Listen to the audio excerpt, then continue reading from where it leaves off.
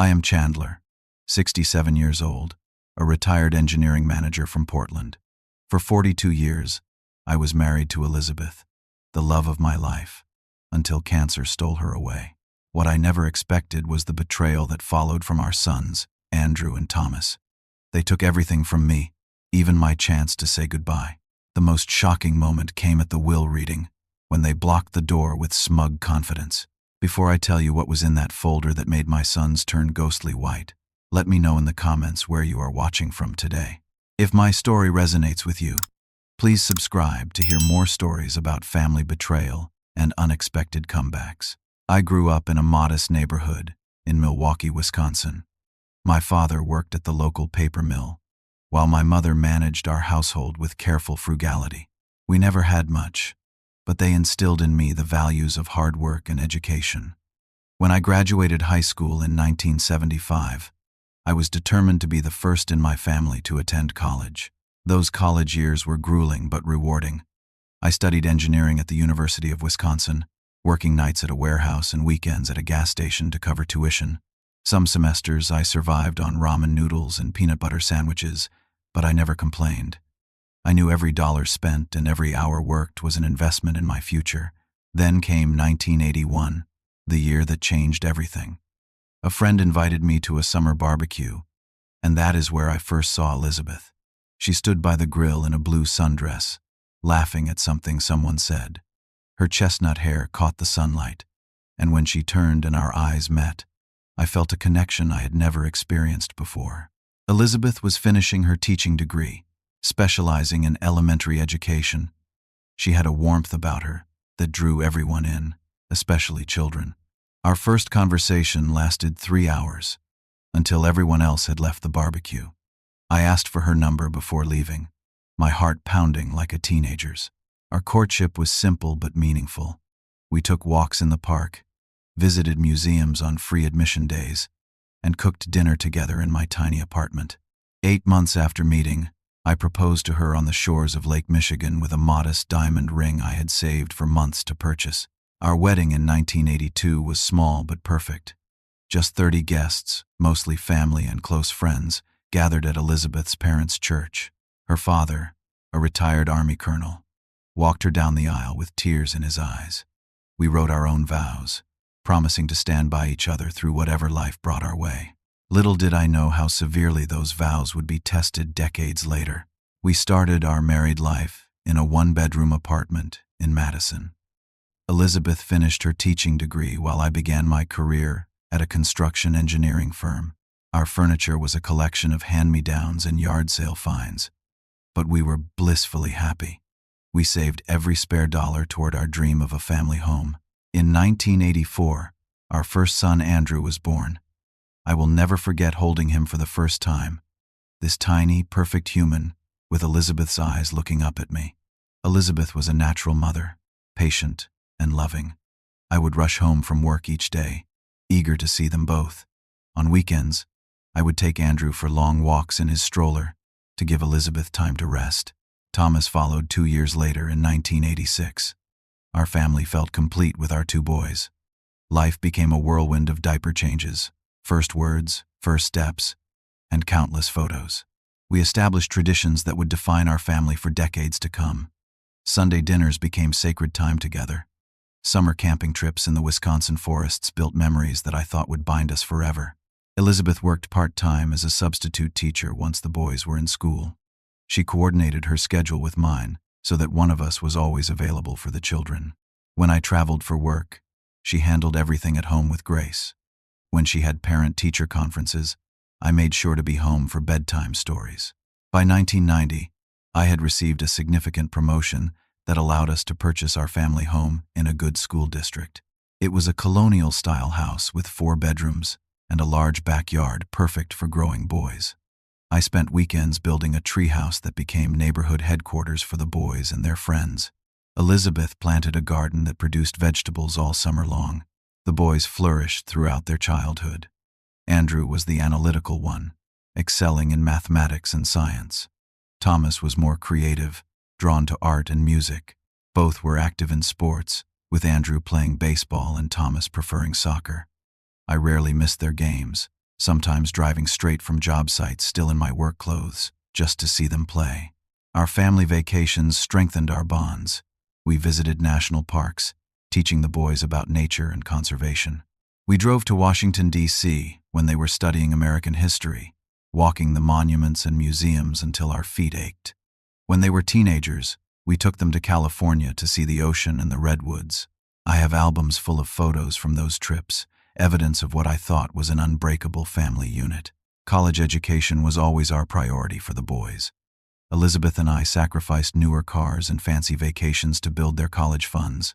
I took on additional consulting projects on weekends, and Elizabeth tutored students after school. By the time Andrew graduated high school in 2002, followed by Thomas in 2004, we had saved enough to send them both to state universities without burdening them with student loans. I was so proud watching them walk across those graduation stages. Andrew with his business degree, Thomas with his architectural design diploma. Elizabeth squeezed my hand as they accepted their diplomas, and we exchanged glances of shared accomplishment. Our boys were launched into adulthood with good educations and, I thought, strong values. We had given them everything we could, including our unconditional love and support. How could I have known that decades later, they would use all I had taught them against me in the cruelest way possible? The first fracture in our family foundation appeared in 2016. Elizabeth had been experiencing fatigue and unexplained weight loss for months. I insisted she see a doctor, driving her to the appointment myself. I still remember sitting in that sterile examination room, holding her hand as the doctor delivered the devastating news: breast cancer, stage 3. Initially, our family united in the face of this crisis. I took early retirement from my position as engineering manager to be Elizabeth's primary caregiver. The pension and our savings were sufficient, and nothing was more important than being there for her. Andrew and Thomas visited regularly during those first few months, bringing groceries and helping around the house. Elizabeth underwent a partial mastectomy, followed by aggressive chemotherapy. I drove her to every appointment, held her hair back when she was sick, and learned to cook the bland foods she could tolerate. I kept meticulous records of her medications, side effects, and questions for her doctors. This was my job now, the most important one I had ever had. Around the 3rd month of treatment, I began noticing subtle changes in Andrew's attitude. He would question the treatment plan, suggesting alternative therapies he had read about online. At first, I appreciated his research, but his tone gradually became more critical of the decisions Elizabeth and I made with her medical team. "Dad, are you sure you are giving Mom her medications at the right times?" he asked one evening while Elizabeth was resting. I read that the efficacy depends on precise timing. The oncology nurse showed me exactly how to do it, I explained. "I keep a log right here." He took the notebook from my hands without asking. "This seems disorganized. Maybe I should create a spreadsheet system for you." What I initially took for concern soon revealed itself as criticism. Nothing I did seemed adequate in Andrew's eyes. Thomas, who had always looked up to his older brother, began echoing these sentiments. "Mom seems more tired after you take her for appointments," Thomas commented. "Maybe you are pushing her too hard." "I am following the doctor's exact instructions," I defended myself, hurt by the implication. After 6 months of grueling treatment, we received the news we had been praying for. Elizabeth was in remission. The relief was indescribable. We celebrated with a small family dinner, the 4 of us together again without the shadow of immediate crisis. For a while, things seemed to return to normal. The boys returned to their own lives, Andrew working to establish his business consultancy and Thomas at an architectural firm in Seattle. Elizabeth slowly regained her strength, and we cautiously began planning for the future again. Both sons married within a year of each other. Andrew wed Melissa, a marketing executive with a personality as ambitious as his own. Thomas married Stephanie, an interior designer he had met through work. We welcomed both women into our family with open arms, though I sometimes noticed Elizabeth's slight frown when Melissa dominated conversations about the couple's financial goals. Grandchildren soon followed. Andrew and Melissa had twins, Jacob and Emma, while Thomas and Stephanie had a daughter, Lily. Elizabeth blossomed as a grandmother, her energy seemingly renewed by these little ones. We converted our home office into a playroom and looked forward to regular visits. Our 40th anniversary came in 2022. We held a celebration in our backyard, with family and lifelong friends gathering to commemorate our journey together. Elizabeth looked beautiful that day, her hair now silver but her smile as radiant as ever. Yet I sensed an undercurrent of tension when Andrew gave a toast that seemed to emphasize his role in supporting Mom through her health challenges. Elizabeth's sister Catherine raised an eyebrow at me across the table, but I just shook my head slightly. This was not the time for confrontation. Financial discussions began to create friction in our family. Andrew's consulting business was struggling, and he approached me about a substantial loan to tide him over. "It is just temporary, Dad," he assured me. "The company has some major clients in the pipeline." I reviewed his business plan with my decades of management experience and saw concerning flaws in his projections. When I suggested modifications to his approach rather than simply handing over the requested $80,000, his face hardened. "I thought I could count on family," he said coldly. I guess I was wrong. Thomas, meanwhile, had developed expensive tastes. His social media showcased lavish vacations, a new luxury car, and the extensive renovation of their Seattle home. During one visit, he casually inquired about the value of Elizabeth's mother's antique jewelry collection, which she had inherited. "Just curious," he said with a shrug when I questioned his interest, thinking about insurance values and all that practical stuff. Then came the first truly serious argument. Andrew returned with a refined business proposal and an even larger loan request. When I again declined, citing our need to protect our retirement funds, he exploded. "You have always been controlling with money," he shouted. "Mom would want to help me if she understood the opportunity." "Your mother and I make financial decisions together," I replied firmly, "and we both agree that this would be unwise." He stormed out, and for 2 weeks, neither he nor Thomas called or visited. Elizabeth was distraught. She began calling them daily, sometimes having long conversations behind closed doors that ended abruptly when I entered the room. "They are just going through difficult times," she would say dismissively when I asked about these conversations. "Andrew is worried about providing for the twins, and Thomas is under pressure at work." I noticed Elizabeth becoming more secretive about certain matters. She began receiving mail at a post office box she had never mentioned opening. When I found a bank statement for an unfamiliar account, she explained it away as just a separate savings account for the grandchildren's college funds. Then came the day I overheard Andrew saying to Elizabeth, "Mom, you really should update your will. The tax implications have changed significantly since you and Dad last did your estate planning." Elizabeth seemed flustered when she realized I had heard. "Andrew was just offering some practical advice," she said too quickly. "Our wills are reciprocal," I reminded her. "We had them drawn up so everything goes to the surviving spouse, then equally to the boys after we are both gone." "Of course," she agreed, but there was something in her eyes I could not read. I should have recognized these as warning signs. In my defense, I could never have imagined the depth of manipulation that was beginning to take place. The sons I had raised, whom I had taught to be honorable men, were setting in motion a betrayal I still struggle to comprehend. In the fall of 2022, our world shattered again. Elizabeth's routine checkup revealed what we had dreaded. The cancer had returned and metastasized to her lymphatic system. The oncologist's expression was grave as he explained that this recurrence was significantly more aggressive than the first diagnosis. Elizabeth took the news with remarkable strength, but I could see the fear behind her composed facade. That night, as we lay in bed holding hands, she whispered, "I am not ready to leave you, Chandler. We were supposed to have more time." The treatment plan was brutal: stronger chemotherapy, more frequent infusions, and a trial immunotherapy program. The side effects hit Elizabeth hard from the very first treatment. She was constantly nauseated, developed painful neuropathy in her hands and feet, and lost weight rapidly. 2 weeks into this new regimen, Andrew came to visit while Elizabeth was resting. He stood in our kitchen, arms crossed, with an expression I now recognize as calculated concern. "Dad, I've been thinking about Mom's care," he began. "The treatments are clearly taking a heavy toll, and this house has so many stairs and maintenance requirements." I nodded, exhausted from being up most of the night with Elizabeth. "Melissa and I have discussed it," he continued, "and we think Mom would recover better at our home.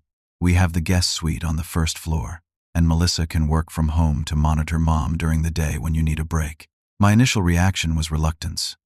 Elizabeth and I had always faced challenges together, in our own home.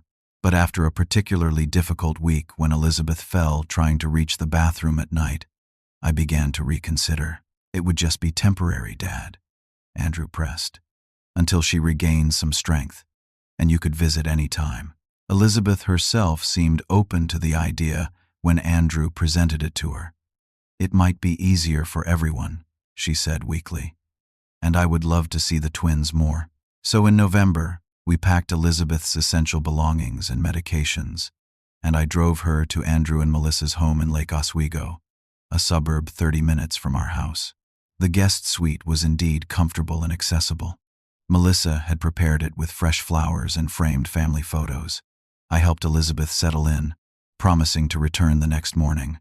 When I arrived at 9 the next day, Melissa met me at the door with an apologetic expression. "Elizabeth had a rough night and just took her pain medication," she explained. "The doctor said she needs uninterrupted rest after dosing. Could you come back this afternoon?" I was disappointed but understood the medical necessity. I returned at 3, only to find that Andrew had taken Elizabeth to a doctor's appointment I hadn't been informed about.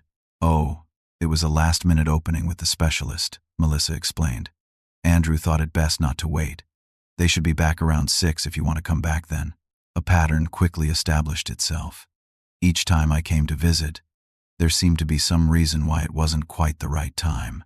Elizabeth was sleeping, or in the bath, or having a telehealth consultation. My visits were increasingly confined to brief, supervised interactions in the presence of either Andrew or Melissa. After 2 weeks, I noticed Elizabeth seemed unusually sedated during my visits. Her speech was slurred, and she had difficulty focusing on our conversations. "We've had to increase her pain medication," Andrew explained when I expressed concern. "The oncologist recommended it." When I asked to speak with her doctor, Andrew said he would arrange it, but somehow that call never materialized. My attempts to reach Elizabeth by phone went unanswered. "We've changed Mom's number," Thomas informed me during a rare visit. "She was getting too many spam calls, and it was disturbing her rest. I'll make sure she gets any messages from you." December arrived, and I had still not had a single private conversation with my wife since she moved to Andrew's home. When I brought Christmas decorations from our home, including the angel tree topper we had bought on our honeymoon, Melissa informed me they had already decorated in a way that wouldn't overwhelm Elizabeth with too many memories. I began to feel not like a husband, but like an inconvenient visitor. One afternoon, I arrived to find Elizabeth's sister Catherine leaving in tears. "They would only let me see her for 15 minutes, she confided. Elizabeth seemed so confused. "Chandler, something isn't right." My concern deepening, I went to our home office to gather Elizabeth's medical records, thinking I might need to consult with another doctor for a second opinion. To my shock, I discovered that files were missing from our filing cabinet. Elizabeth's medical power of attorney document, our property deeds, and statements from our investment accounts were all gone. I called my friend Richard, an attorney who had handled our estate planning years ago. We met for coffee the next day, and I explained the increasingly bizarre situation. "This raises serious red flags, Chandler," Richard said gravely. "It sounds like potential isolation and undue influence, possibly even medical neglect. We need to document everything." Under Richard's guidance, I began keeping a detailed log of every attempted visit, every excuse given, and every observation of Elizabeth's condition. I recorded phone calls when possible and saved text messages. In early January, I received a call from our longtime banker, Michael. "Chandler, I wanted to check if you were aware of the recent changes to your joint accounts," he said cautiously. "There have been some significant transfers, and since they weren't initiated by you," my stomach dropped as Michael detailed transfers totaling over $200,000 to accounts I didn't recognize. When I asked for copies of the authorization forms, he sent them immediately. The signature purporting to be mine was clearly forged. Armed with this information, I drove to Andrew's home, determined to see Elizabeth. Thomas's car was in the driveway alongside Andrew's. When Melissa answered the door, her expression was colder than the January air. "This isn't a good time, Chandler," she said, not stepping aside. "I need to see my wife," I insisted, my voice firm. "Now." Andrew appeared behind Melissa. "Dad, Mom is resting. You're only going to upset her. And the doctor has emphasized how important calm is for her treatment." "What doctor?" I demanded. "I haven't spoken to any of her physicians in weeks. I am her husband and her medical power of attorney." Thomas joined them in the doorway. "That's been changed, Dad. Mom asked for Andrew to take over those responsibilities. She felt you were getting too stressed by everything." The three of them formed a physical barrier, preventing me from entering my son's home to see my own wife. I could feel my blood pressure rising dangerously. "This ends now," I said, fighting to keep my voice steady. "Either you let me see Elizabeth immediately, or the next person at this door will be the police with an order for a welfare check." After a tense standoff, they reluctantly allowed me inside. Elizabeth was in the guest bedroom, propped up on pillows. She looked alarmingly thin, her once vibrant eyes now dull and unfocused. When she saw me, there was a flicker of recognition, but her reaction was muted, as if viewed through thick glass. "Chandler," she murmured, her voice barely audible. I sat beside her and took her hand. Andrew hovered nearby, clearly unwilling to leave us alone. "Elizabeth, sweetheart, are you okay?" I asked gently. She seemed to struggle to focus. "They take good care of me," she said mechanically, as if reciting a prepared line. "Do you want to come home, even for a visit?" I pressed. Before she could answer, Andrew interrupted. "Mom, remember what the doctor said about getting too emotional? Dad should probably go now so you can rest." Elizabeth's grip on my hand tightened fractionally, but her eyes were already closing. I was ushered out minutes later, with promises that they would be in touch about a better visiting schedule. As I drove home, a terrible clarity began to form in my mind. My sons were systematically cutting me off from my wife during what might be her final months. For what purpose, I wasn't yet certain, but the missing financial documents and unauthorized transfers suggested their motivations were far from purely caregiving concerns. Back home, I found more evidence of intrusion. Items were subtly out of place in my home office, and when I checked our safe, several pieces of Elizabeth's family jewelry were missing. A quick inventory revealed that other valuables had vanished as well. Rare books from our collection, the coin set my father had left me, and a small original painting we had purchased on our 25th anniversary. I called Richard immediately and described these new developments. His response was grim. "Chandler, I think it's time we hire a private investigator. We need professional documentation of what's happening, especially if we need to go to court." The investigator, a retired police detective named Frank, began surveillance within days. His first report confirmed my worst fears. While I was at appointments or running errands, my sons were entering our home using a key I hadn't provided, removing items in small quantities, presumably to avoid obvious detection. More disturbing were the medical details Frank uncovered through contacts at the hospital. Elizabeth's oncologist had prescribed a moderate pain management regime, but the quantities of medication being picked up by Andrew suggested significant overmedicating. Frank also discovered that a new will had been filed with a different attorney, one I had never met or authorized. The pieces of the puzzle were falling into place, revealing a picture too painful to contemplate. My own sons, the boys I had raised, were systematically isolating Elizabeth, medicating her into compliance, and reorganizing our financial affairs, all while looting our home of valuables. I felt a cold resolve settle over me. This was no longer just about visiting my wife. It was about protecting her from what appeared to be elder abuse and financial exploitation. I authorized Frank to expand his investigation and began preparing for a legal battle I never imagined having to fight against my own children. The call came at 11:30 on a Tuesday night in late February. I had been sleeping restlessly, as I did most nights now, worry about Elizabeth keeping me from deep sleep.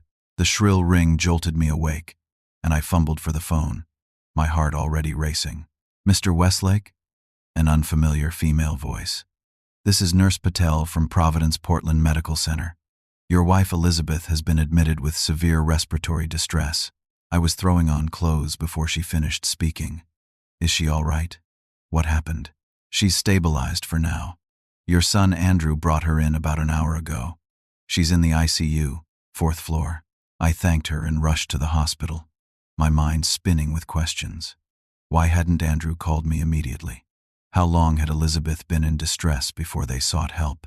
The hospital parking lot was nearly empty at that hour. I hurried through the automatic doors to the main reception, where a security guard directed me to the ICU. My hands shook as I pressed the elevator button. The ICU nurses' station was staffed by 2 nurses, one of whom stood as I approached. Her name badge read Patel, the nurse who had called me.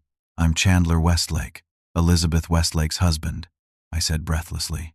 Her expression shifted subtly. "Yes, Mr. Westlake. Let me check if you're on the visitor authorization list." "Authorization list?" "She's my wife of 42 years. Nurse Patel looked uncomfortable as she checked her computer. "I'm sorry, sir. Her son Andrew has provided specific instructions about visitors. Only he and Thomas are currently authorized." The floor seemed to tilt beneath me. "That's impossible. I'm her husband and medical power of attorney. The paperwork we have shows Andrew Westlake as her current medical power of attorney," she said gently. "I'm very sorry. Hospital policy requires us to follow the documented directives." I leaned against the counter, struggling to process this information. "Please," I said, my voice breaking. "I need to see her, even for a moment." Nurse Patel glanced at her colleague, then back at me. "Mr. Westlake, I shouldn't do this, but you can wait in the family consultation room down the hall. I'll see what I can do." The consultation room was small and sterile, with uncomfortable chairs and generic landscape prints on the walls. I sat with my head in my hands, trying to control my breathing and the rage building inside me. After what seemed like hours but was probably 20 minutes, Nurse Patel entered quietly. "Mr. Westlake, I can give you 5 minutes. My colleague is taking a break, and the night doctor is with another patient. Room 312. Just follow me and be quick." I followed her down the dimly lit corridor to Elizabeth's room. The sight of my wife nearly brought me to my knees. She looked so small and fragile in the hospital bed, connected to oxygen and with multiple IV lines. Her cheekbones were sharp under her pale skin, and her once thick hair lay thin against the pillow. "Elizabeth," I whispered, moving to her side and gently taking her hand. Her eyelids fluttered, then opened. For a moment, there was confusion, then recognition dawned. "Chandler?" Her voice was barely audible above the beeping monitors. "I'm here, sweetheart. I'm here." Tears blurred my vision. Elizabeth's fingers weakly squeezed mine. "I've missed you," she whispered. "They said you were too busy. You couldn't come." A sob caught in my throat. "That's not true. They wouldn't let me see you." Her eyes widened slightly with comprehension. "The papers," she murmured, her breathing labored. "They made me sign papers. So many papers. I didn't understand them." "What papers, Elizabeth?" She tried to continue but was interrupted by a coughing spell. When it subsided, she looked at me with unexpected clarity. "Our home. The accounts. They said you agreed." "Time's up," Nurse Patel said urgently from the doorway. "They're coming back." I quickly leaned down and kissed Elizabeth's forehead. "I love you. I'm going to fix this." As Nurse Patel hurried me toward the service elevator, I caught a glimpse of Andrew and Thomas striding down the main hallway toward the ICU. I slipped into the elevator just as Thomas looked in my direction. Back in my car, I sat shaking with a mixture of grief and rage. The brief conversation with Elizabeth had confirmed my worst suspicions. My sons had been lying to her as they had been lying to me, manipulating her while she was vulnerable and medicated. I drove home in a daze, pulling into my driveway just as dawn was breaking. Sleep was impossible. Instead, I called Richard and recounted the night's events. "This changes things," he said grimly. "We need to move quickly with a legal challenge to the power of attorney and get a court order for you to have access to Elizabeth." "How long will that take?" I asked, desperation in my voice. "Several days at least, even expedited," Richard admitted. "The system doesn't move as quickly as we'd like." Those several days never came. At 7:15 the next morning, Andrew called. His voice was formal, detached. "Dad, I wanted to inform you that Mom passed away at 6:30 this morning. The doctor said it was a pulmonary embolism. There was nothing they could do. The phone nearly slipped from my numb fingers. What? No, I just saw her last night. You what? Andrew's voice sharpened. How did you get in? We specifically requested. I cut him off. My wife is dead, and you're concerned about hospital visitor protocols? I want to see her. Now, that won't be possible, Andrew said coldly.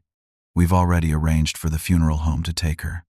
The service will be at Oak Hill Cemetery on Saturday. We'll send you the details. The line went dead before I could respond. Elizabeth was gone. My wife of 42 years, the mother of my children, my best friend and partner, had died alone except for the sons who had kept her from me, and I hadn't been able to say a proper goodbye. The days that followed passed in a blur of grief and disbelief. I received a formal email from Andrew with the funeral details, as if I were a distant acquaintance rather than Elizabeth's husband. The service was scheduled for 10 in the morning, with a private burial to follow. Catherine, Elizabeth's sister, called me in tears. Chandler, they're not letting me help with any of the arrangements. Elizabeth and I talked about what she wanted for her funeral, but they won't listen. They won't listen to me either, I admitted, my voice hollow. This isn't right, Catherine insisted. Elizabeth would hate what they're doing. Saturday arrived, cold and rainy, fitting my mood perfectly. I dressed in the dark suit Elizabeth had helped me choose for our anniversary celebration just a few years earlier. In my pocket, I carried the small velvet pouch containing the locket with our wedding photos that Elizabeth had worn on special occasions. Oak Hill Cemetery's chapel was already filling with people when I arrived. Friends, neighbors, former colleagues, and members of our church community nodded somberly as I entered. Many looked confused when they saw me walking alone, clearly expecting me to be with the immediate family. Andrew and Thomas stood at the front with their wives, greeting arrivals with solemn handshakes and murmured thanks. They stiffened visibly when they saw me approach. Where should I sit? I asked quietly. Andrew gestured to the second row. We've arranged seating. The front row is for immediate family. I am her husband, I stated, loud enough for nearby mourners to hear. Thomas stepped closer, lowering his voice. Dad, please don't make a scene. Not today. I looked past him to the closed casket adorned with a spray of lilies, Elizabeth's favorite. The fight drained out of me. This was not the time or place. I moved to the second row and sat alone, aware of the puzzled glances and whispers around me. The service itself was a sanitized version of Elizabeth's life, with Andrew and Thomas presenting themselves as devoted sons who had cared for their mother through her illness. The eulogy Thomas delivered painted a picture of Elizabeth I barely recognized, focused on her role as a grandmother and mother, with only passing mention of our marriage.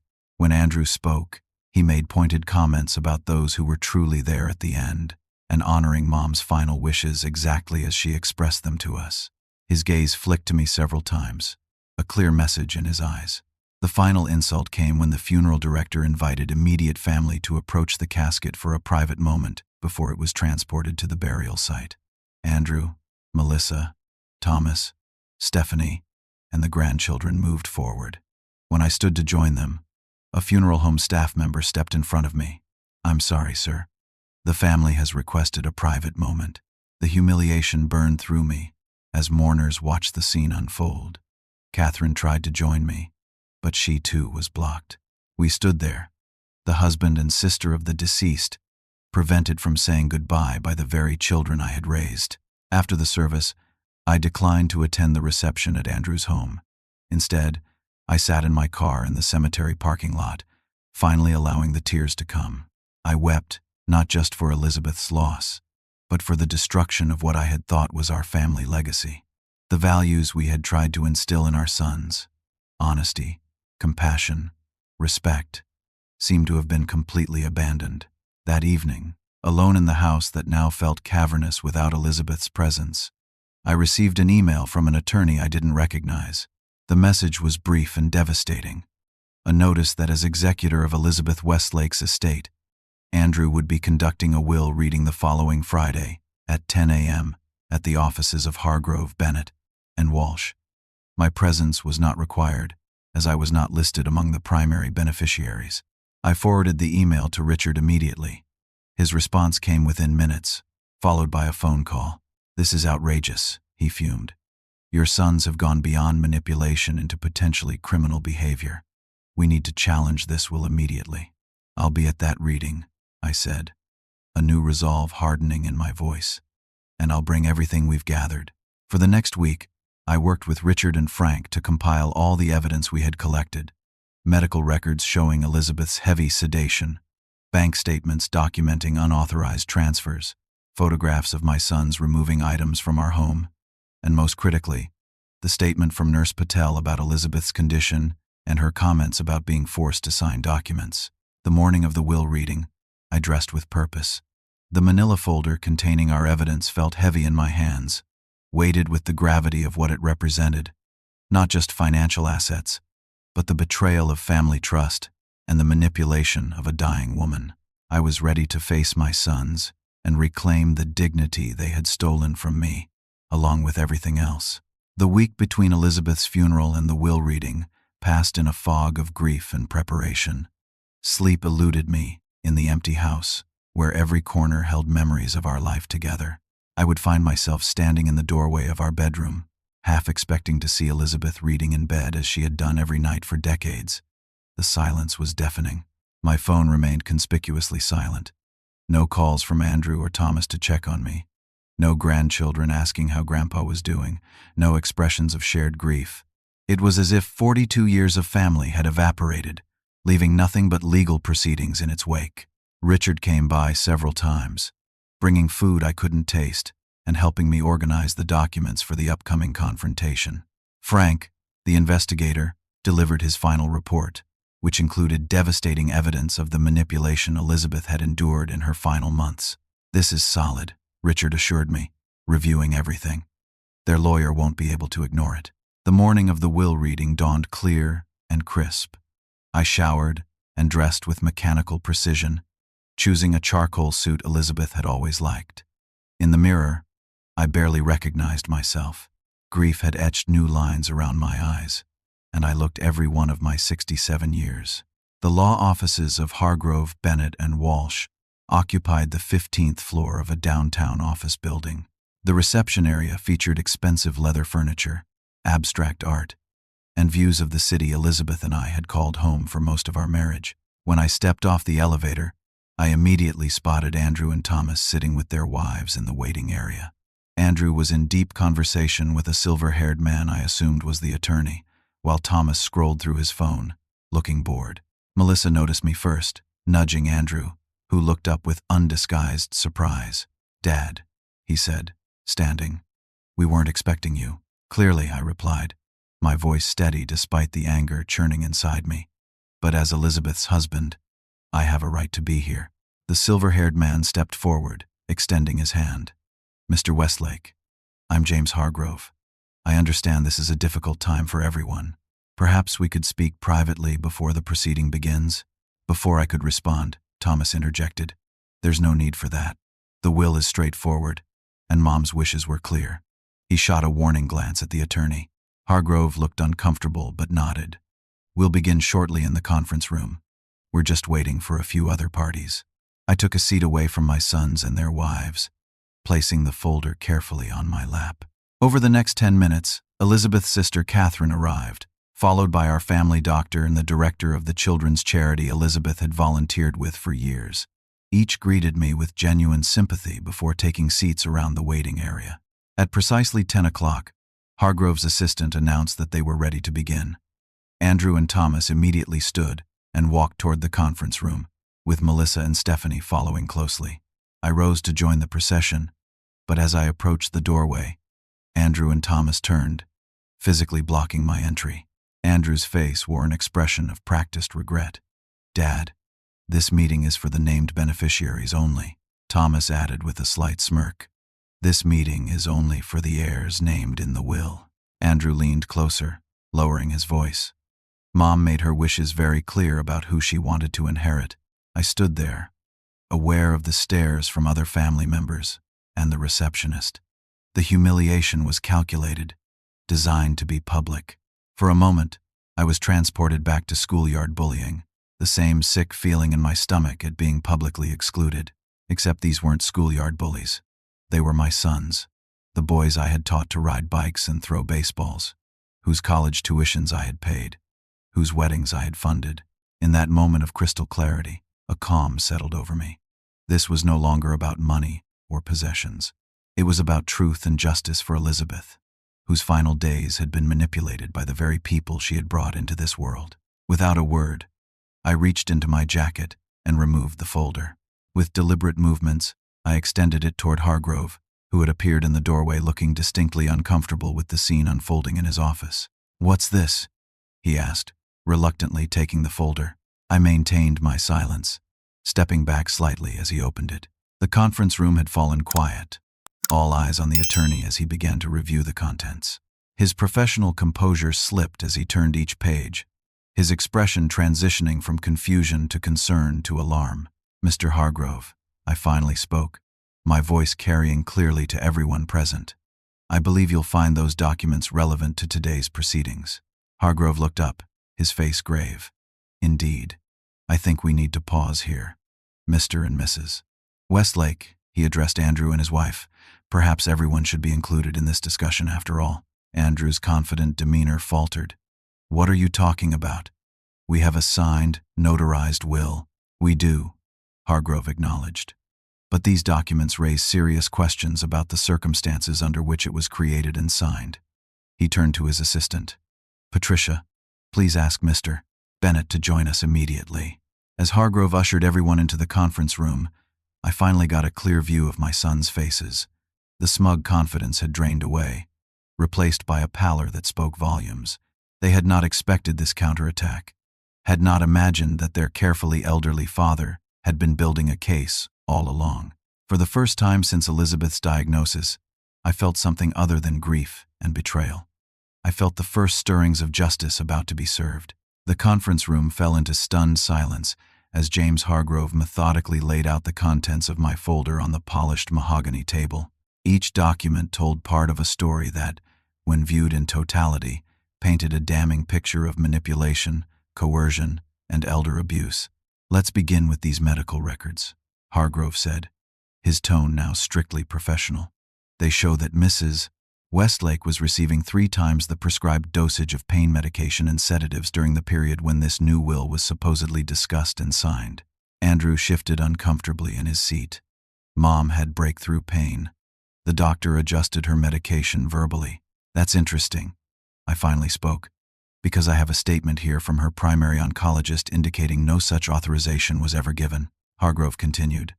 "These bank records show transfers totaling over $400,000 from joint accounts held by Chandler and Elizabeth Westlake to accounts controlled solely by Andrew and Thomas Westlake, dating from just after Mrs. Westlake moved to Andrew's home." Thomas leaned forward aggressively. "Those were gifts. Mom wanted to help us financially before she passed." Catherine, Elizabeth's sister, made a sound of disbelief. "Elizabeth told me specifically last summer that she was concerned about Thomas's spending and refused to give him money for a boat." Hargrove picked up another set of documents. Perhaps most concerning are these surveillance photographs taken by a licensed private investigator, showing both Andrew and Thomas removing artwork, jewelry, and other valuables from the Westlake family home, while Chandler was at medical appointments or visiting attempts at the hospital. The photos were passed around the table. One clearly showed Thomas carrying Elizabeth's grandmother's silver service to his car. Another captured Andrew removing framed artwork from the walls. "We were just securing family heirlooms," Andrew protested, his voice rising. "Dad wasn't taking proper care of the house." "Next," Hargrove continued relentlessly, "we have an expert analysis of the signatures on various financial documents, including the new will. The handwriting expert's conclusion is that these signatures show clear evidence of forgery or signing under duress." A gray-haired man, who had been introduced as a senior partner, Mr. Bennett, had entered during the presentation and was reviewing documents with growing concern. He whispered something to Hargrove, who nodded gravely. "Perhaps most compelling," Hargrove said, "is this sworn statement from Nurse Patel at Providence Portland Medical Center, who attended to Mrs. Westlake the night before she passed away." He read from the document. "Mrs. Westlake indicated to me and to her husband during an unauthorized visit that she had been forced to sign multiple documents while heavily medicated. She specifically stated that she did not understand what she was signing and that her sons had misrepresented the contents of these documents to her. Andrew's face had turned an alarming shade of red. This is ridiculous. You can't possibly believe these fabrications. But Hargrove wasn't finished. Finally, we have this. He held up a document with obvious care. A copy of an original will retrieved from Mrs. Westlake's personal safety deposit box by Mr. Say. Westlake, accompanied by bank access logs confirming it was placed there 3 years ago and never removed. This will, which names Chandler Westlake as primary beneficiary and executor, with sons as secondary beneficiaries, contradicts entirely the document we were prepared to read today. The room fell silent again, broken only by a strangled sob from Melissa, Andrew's wife. She stood suddenly, tears streaming down her face. "I can't do this anymore," she said, looking at Andrew. "I told you this was wrong. I told you we were crossing a line." Andrew grabbed her arm. "Shut up, Melissa. Don't say another word." She pulled away from him. "No, I've watched you and Thomas manipulate your mother when she was too sick to defend herself. I've watched you lie to your father and steal from him while he was grieving. I can't be part of this anymore." Thomas stood now, pointing at me. "This is all your fault. Mom wanted to change her will.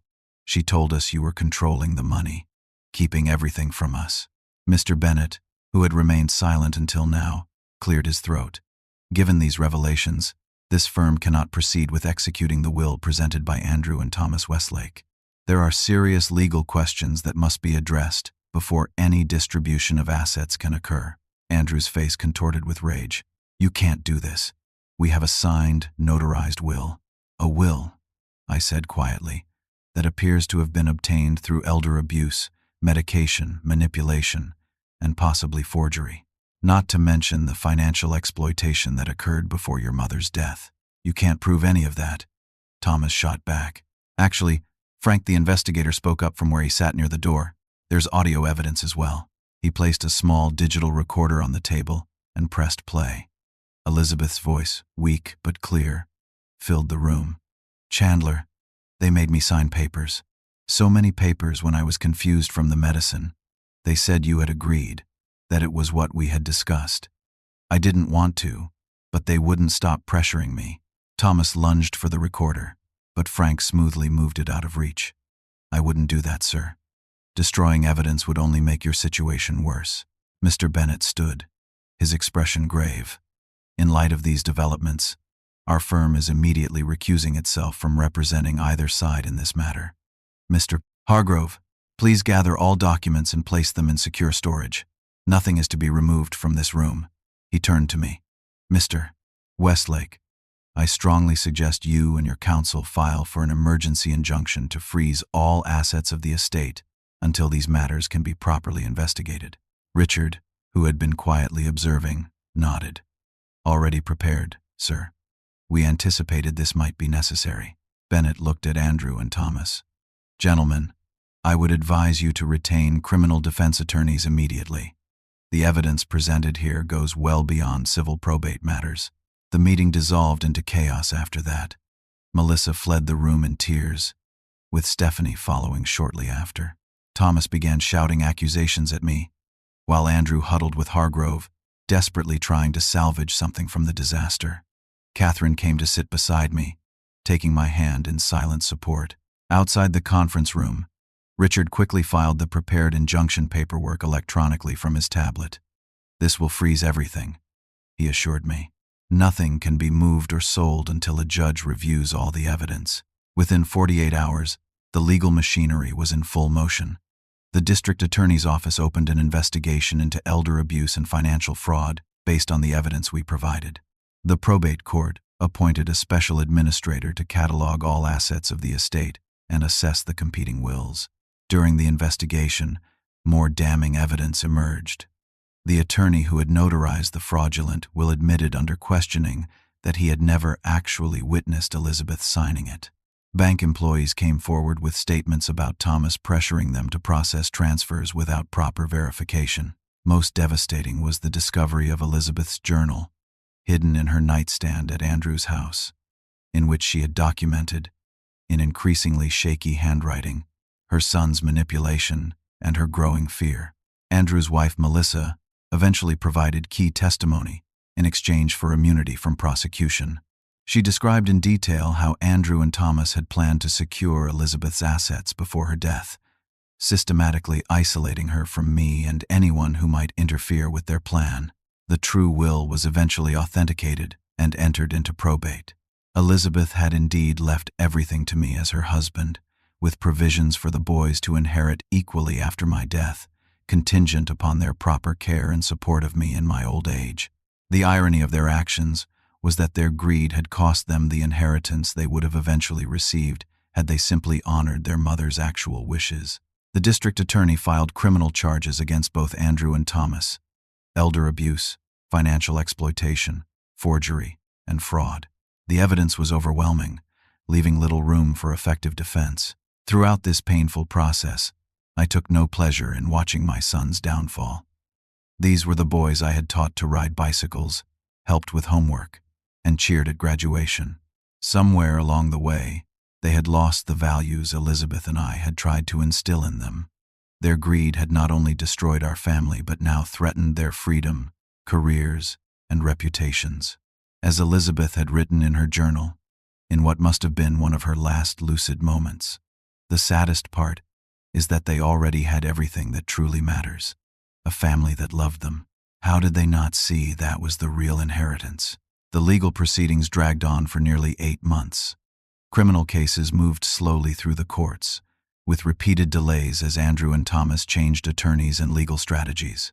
The civil matters took even longer, as every asset had to be cataloged and evaluated by the court-appointed administrator. Throughout this process, I faced the most difficult decision of my life: how far to push the criminal charges against my own sons.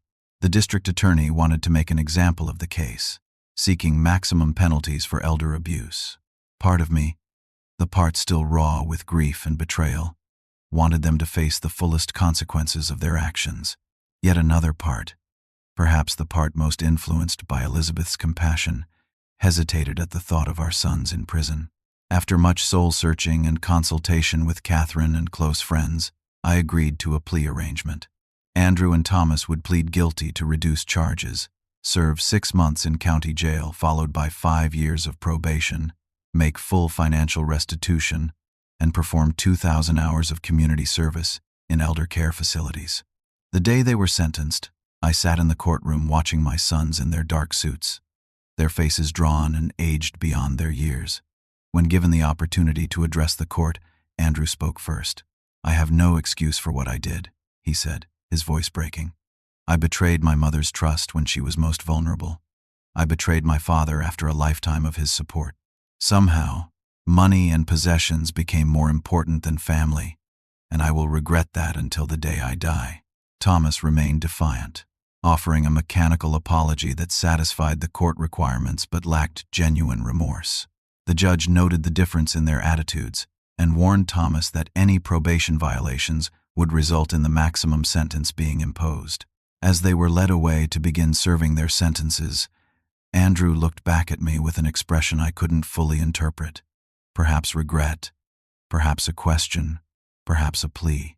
I simply nodded once, acknowledging whatever message he was trying to convey. Thomas never looked back. With the legal matters slowly resolving, I turned my attention to honoring Elizabeth properly. I organized a memorial service the way she would have wanted, in the garden of our home on a spring afternoon, with her favorite classical music playing softly and photographs from our life together displayed among flowers. Friends, neighbors, former colleagues, and students she had taught shared stories of her kindness, intelligence, and quiet strength. Catherine helped me establish a scholarship in Elizabeth's name at the elementary school, where she had taught to support underprivileged children pursuing music education, a cause she had championed throughout her career. The aftermath of the legal proceedings created difficult divisions within our extended family. Some sided firmly with me, appalled by what Andrew and Thomas had done. Others made excuses for them, or suggested I had overreacted to a simple misunderstanding.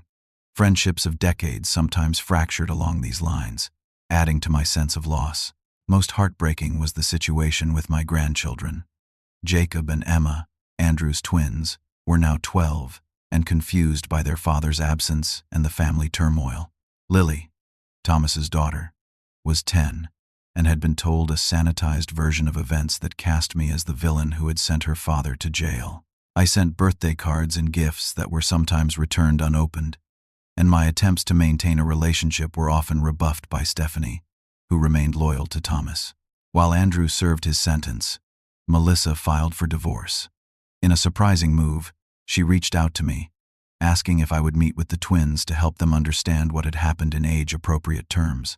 They need to know that their grandfather isn't the monster Thomas and Stephanie are making you out to be, she explained over coffee at a neutral location. And they need to understand that what their father did was wrong, even though we still love him. Those first awkward meetings with Jacob and Emma gradually evolved into a tentative relationship. I was careful never to speak negatively about Andrew, focusing instead on sharing stories about their grandmother and creating new positive memories together. After serving his sentence, Andrew contacted me through his therapist, asking if I would consider meeting as part of his rehabilitation process. Our first meeting was at a restaurant halfway between our homes, neutral territory for this most difficult of conversations. "I don't expect forgiveness," he said after we had ordered, his eyes unable to meet mine. "What I did is unforgivable, but I want you to know that I understand now what I threw away. The counseling in jail. It helped me see how I had twisted everything, how greed poisoned me." "What about your brother?" I asked. Andrew shook his head. "Thomas blames you, blames the system, blames everyone but himself. We don't speak anymore." Over the following year, Andrew and I established a cautious relationship. He completed his community service with genuine commitment, eventually being hired part-time by one of the elder care facilities. Through his ongoing efforts, I glimpsed the son I had raised, the person he might become again with time and continued self-reflection. Thomas, in contrast, moved to Arizona after completing his jail time, taking Stephanie and Lily with him. He made the minimum required restitution payments and performed his community service with grudging compliance. Our only communications were through attorneys. As for me, I eventually sold our family home. There were too many ghosts there, too many memories, both beautiful and painful. I purchased a smaller house near a lake where Elizabeth and I had often talked about retiring. The change of scenery helped mark a new chapter in my life. Grief counseling proved invaluable in processing not just Elizabeth's death, but the compound trauma of the betrayal that followed. My counselor helped me understand that I could acknowledge the good memories of raising my sons, while also accepting the painful reality of their adult choices. I found purpose in unexpected places. A support group for victims of elder abuse led to volunteer work helping others navigate similar situations. I joined a community band, playing the saxophone Elizabeth had always encouraged me to pick up again. New friendships formed, different from but not replacing the ones lost.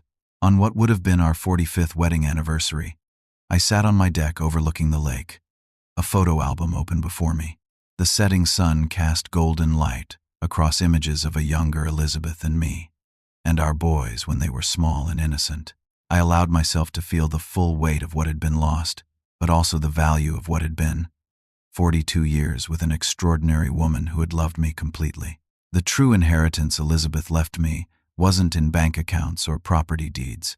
It was in the values we shared, the memories we created, and the love that transformed both our lives. No one, not even our sons, could steal that legacy. I've learned that family isn't just about blood ties or legal documents. True family is built on trust, respect, and genuine care for one another's well-being. When those foundations erode, no amount of shared DNA can sustain the relationship. I've also learned that it's never too late to rebuild your life after devastating loss. At 67, I thought my future died with Elizabeth.